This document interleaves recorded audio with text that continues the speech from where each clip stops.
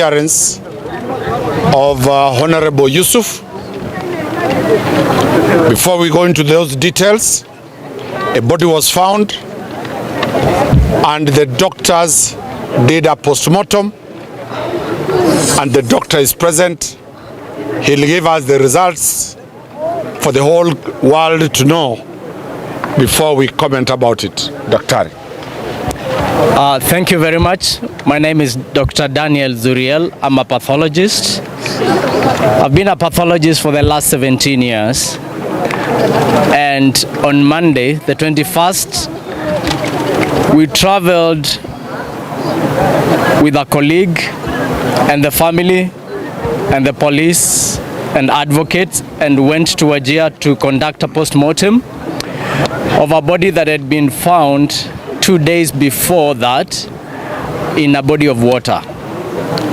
We did conduct the post-mortem and found that the subject had died due to injury to the head. We call it blunt trauma to the head. Subsequently, because the body was significantly decomposed and we could not get fingerprints or any other form of identity, it was decided the only way to confirm who it is was to do DNA testing.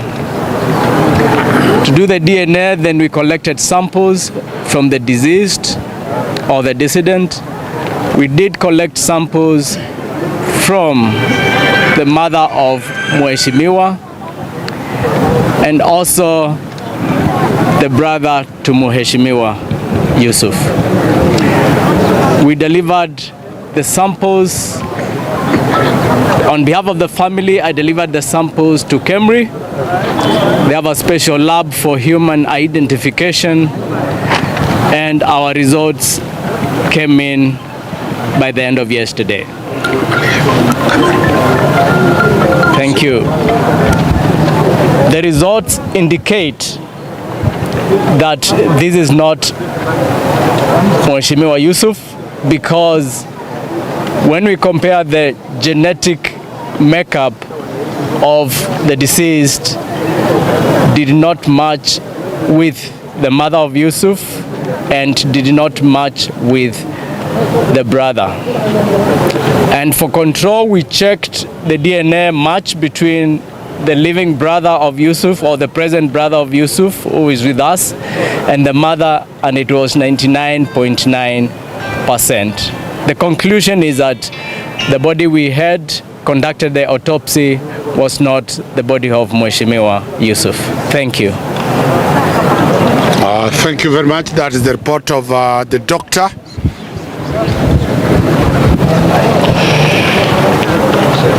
To lay basis over this matter, Mheshimiwa was abducted in Nairobi. There could be no way he could have been taken to a jail. We pressed in court that an habeas order be issued for the government to produce Mheshimiwa.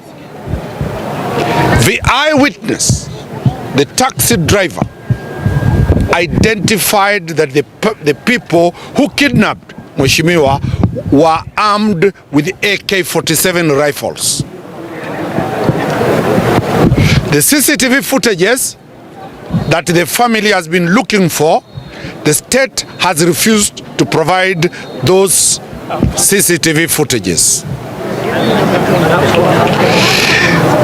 The police are simply saying they don't have Mheshimiwa.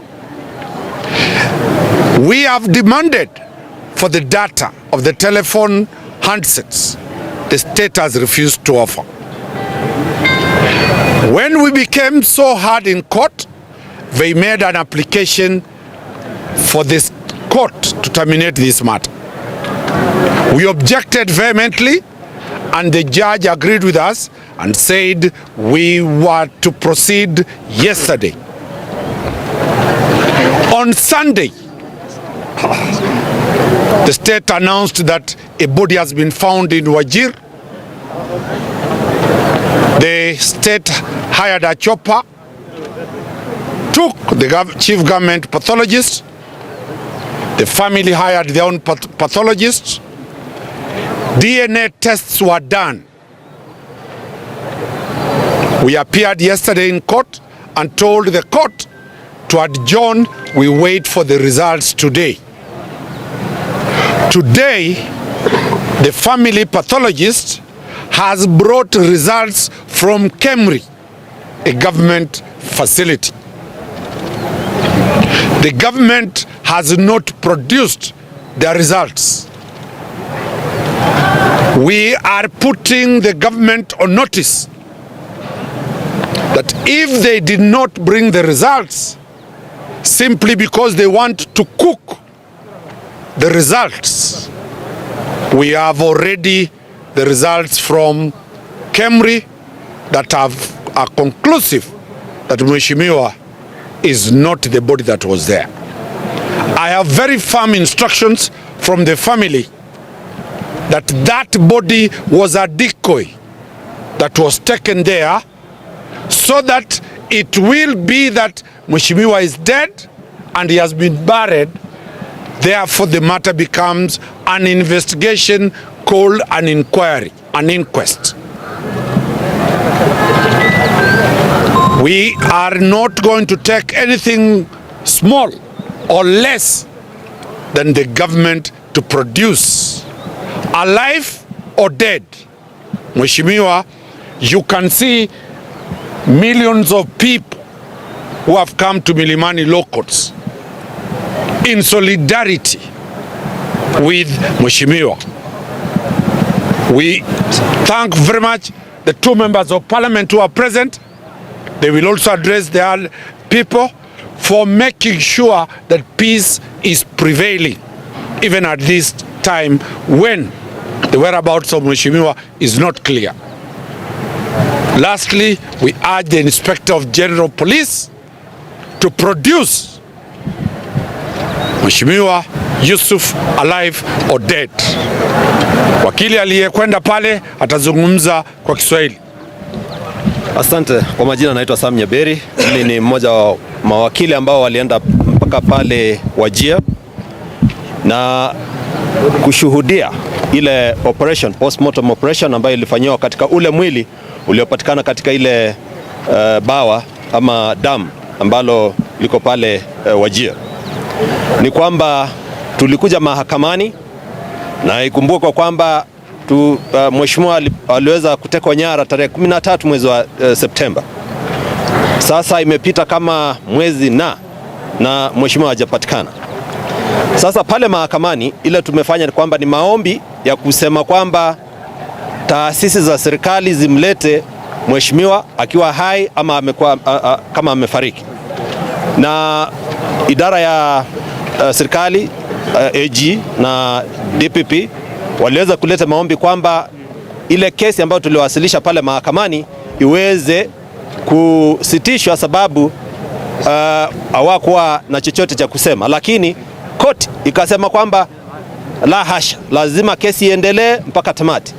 Baadaye ndipo Jumapili mwili uliweza kutupwa pale Wajir, ikizingatiwa kwamba kutoka kwamba pande ya serikali kwamba ule ndio ulikuwa mwili wa Yusuf, lakini chembe zimechukuliwa za huo mwili na pia swabbing ilifanyika katika wale mama wa Yusuf na ndugu wa Yusuf, ambapo imedhihirika kwamba ule mwili uko pale sio wa Yusuf.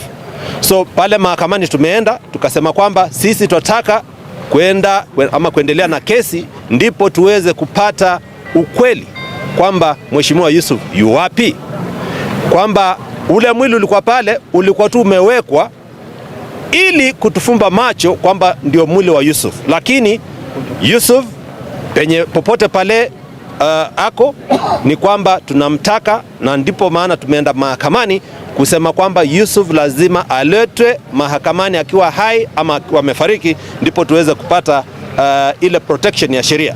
Kumbuka hivi karibuni tumekuwa na utekaji nyara kwa kiasi kikubwa sana. Watu wanatekwa nyara, baadaye unasikia kwamba hawakupatikana ama miili yao imerushwa pahali ambapo hatuelewi. So ni kwamba tunataka hii kesi iwe ndio ya kulete haki katika na kumaliza ile uhasama ambao imekuja, kwamba utekaji nyara uweze kuisha. Ndipo tutakuwa tunawakilisha hiyo maneno kotini kesho mida ya saa 8, na kumbuka upande wa serikali na mashtaka ulikuwa unasema kwamba wapewe muda zaidi ili waende kuchunguza, lakini huu uchunguzi umeenda kwa muda sana, na tunasema kama mawakili na kama familia kwamba ukweli udhihirishwe kwamba Yusuf ako pahali na aletwe mahakamani ikiwa ameletwa kutoka pale amefichwa. Hiyo ndio tutakuwa tunaendelea nayo pale mahakamani, ndipo tuweze kumaliza. Ili nimalize, hebu niwaite wale ambao ni viongozi kutoka maeneo ya Northeastern, ndipo Mheshimiwa Adan Kinan aweze kusema yale ambayo yanamhusu na yanahusu jamii na hiki kisa ambacho Yusuf ameweza kupotea. Asante, karibu Mheshimiwa. Thank you so much, Daktari and the advocates. I think what I have to say is we are all under the ambit of the modern day Republic of Kenya. This issue of illegal abductions, disappearances, and illegal confinements, which has become the trademark of the Republic of Kenya, and further followed by illegal summary executions, have no place in the modern day Kenya and cannot be an alternative to the rule of law and constitutional order. We as the people of Northern Kenya, we are aware that in the past we have been subjected to such historical mistreatments. But what is shocking and what the perpetrators of these heinous crimes don't know is that we have a new generous constitution. This constitution cannot be replaced by the actions and activities of a criminal gang operating within the ambit of the security apparatus. And we are putting you on notice. The people of Kenya, and in particular Yusuf and the people he represents, will not be silenced by this cowardly and illegal approach. What we are seeing right now actually is total dildalance of every step that the government is supposed to take. I want to appreciate the community for your alertness, for your determination, for your courage, or for being around and for standing firm with Yusuf, because this, what has happened to Honorable Yusuf can happen to any other person. We just need to ask this question. There can only be two speculations. Yusuf was, I am persuaded, and I'm saying this today, that Yusuf is in the hands of the security apparatus, and the abductors are none other than the government security agencies. You know yourselves, there's nothing to fear. You know yourselves. If that was not the case, from the day of the abduction on 13th September to date, this government has one of the best investigative machineries in the world. Why has the government, through Safaricom, through other investigative means, not brought to the court the details of use of telephones and all the other people that he has interacted with, and the CCTV footage of all the places, from the place where he was alleged to have boarded a taxi to where he was abducted? That clearly indicates that there can be two things. Either the government does not want to investigate, or there is another motive. So what we are asking,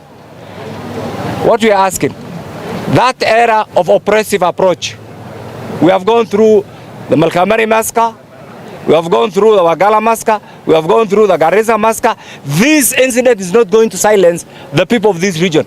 We will continue to agitate for our rights. If there is an iota of suspicion by anybody, and the law is criminal responsibility is individual, you all understand. If there is any allegation against Yusuf, why not bring Yusuf to court?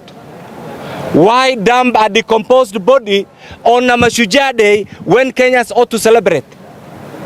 What was the intention? For people of Wajir to quarrel? To cause mayhem? I think these criminal elements within the system must be dealt with decisively, because they are not projecting, they are not promoting, they are not doing anything good for the people of Kenya and by extension the Republic. So I want to thank you, and I want to assure you, they can lie. They have lied yesterday, they have lied the previous day, they have lied today. For how long will they lie? So I want to thank you, and I want to thank also the court for the firm decision that they have made today. And I also want to thank the doctors for, you see, for us, we believe in the rule of law. This doctor, who is a professional, has made a firm conclusion, and we'll go by that, by the DNA results. So anything else that was meant to mislead us, please don't be misled. They have Yusuf in their hands. Let them bring back either as dead or as alive to the community. Any other shenanigan approach, we will not accept. So I want to invite my sister here, the Honorable Ume Harun, to add her voice. I think it's a sad day that we are here, because we've come a long way as a country to address matters extrajudicial killings, and especially from the region that we have come from. We've handled many cases like this before, and I'm saddened that these are things that have been existing, and rarely do we get the justice that we deserve. I'm proud that the community has come out. What matters is that we do not remain silent in the face of injustice. We stand with the family of Yusuf, and we stand with the families of every other Kenyan, including that body that was found, whom we don't know who it belongs to. Because if we remain silent, then today it's Yusuf, tomorrow it could be us, especially as leaders. It's happening to fellow leaders like us. It's a concern, and we are not asking for any favor. The Constitution is not a storybook that was written to narrate to us. It was written there to protect the interest of both criminals and the righteous. So we are demanding for quick answers, and we hope that we'll get to see the best feedback that every family is anticipating for. Thank you. Thank you. I want to kidogo tu msubiri. I want to invite Khalid. Khalid is a known human rights activist. Thank you for joining us. Yeah, thank you very much. As human rights defenders, as civil society organizations, and as lawyers, we are extremely dismayed and perturbed by the continued forceful disappearance of Mheshimiwa Yusuf. This is a clear indication of the deteriorating situation of human rights in this country. And what is completely disturbing is that this state of human rights, the deteriorating state of human rights, is orchestrated by government security agencies. What we are witnessing today is a government that is operating, a government that has made its modus operandi to abduct and to engage in extrajudicial killings. This is a situation that we cannot allow to continue to have in this country. As individuals, as Kenyans who respect the rule of law, we have come to court today and have been in court for several days to demand that justice be done to Mheshimiwa Yusuf. If anyone has even an iota of evidence of his wrongdoing, this is where they should bring him. Forceful disappearances have no place in modern day Kenya, and we shall continue to work with the lawyers, with the leaders, with the family and community to ensure that justice is done. And those individuals who are behind these abductions, your days are numbered. Kenya is changing, and we shall not continue to have these kinds of atrocities being committed to Kenyans. And we shall continue to work with everyone until justice is done. Tomorrow we'll be back here in court. We are urging Kenyans to strongly continue supporting the family and the community so that we can show our stand, because tomorrow it's Mheshimiwa Yusuf, today is Mheshimiwa Yusuf, and tomorrow it shall be you. If we remain quiet when one of us is being violated, tomorrow we will have no one to stand for all of us. So we remain vigilant, and we let the government know that Kenyans shall not again allow their rights to be trampled on by the same security agencies that are supposed to protect them.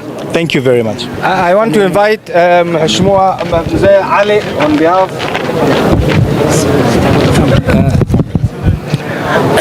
of family. Mzee Ali. Thank you very much. Bismillah. First of all, I want to thank the Daktari. Science has proved that the body found in Wajir is not that of Yusuf. Number two, this is a government which came in on the promise that there will be no forced abductions, there will be no extrajudicial killing, there will be no human rights abuses. Today, the fact is that there exists a killer squad within government and the security apparatus masquerading as multi-agency. That is the name that is being used these days to circumvent the law, the constitution, and to abuse Kenyans left, right, center. We demand, we are not asking, we demand the production of Yusuf in court. We will not relent. We will not sleep. We will knock every door. If we do not have respect for the rule of law, then the government is acting like any terrorist organization. I want to take this opportunity to sympathize and pray for other Kenyans who are missing, because I know there are families also who are going through what we are going through. We want, we demand, we request that Yusuf be produced dead or alive. Thank you very much. Pengine kwa Kiswahili ili kidogo tu tuelewane.